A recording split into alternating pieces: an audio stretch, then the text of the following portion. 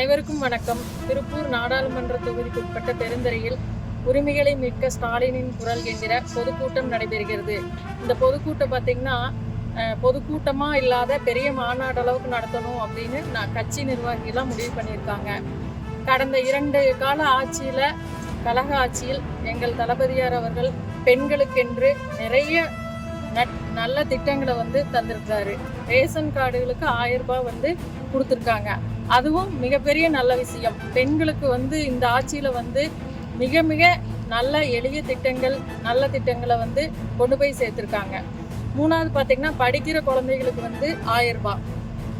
அதே மாதிரி காலை பள்ளி சிறுவர்களுக்கு சிற்றுண்டி திட்டம். இந்த மாதிரி நிறைய திட்டங்களை செஞ்சுட்டு இருக்கிறாங்க. இனிமேலும் செய்வாங்க. இந்த கூட்டத்துக்கு பார்த்தீங்கன்னா யாருமே நாங்களாம் வாங்கன்னு சொல்ல.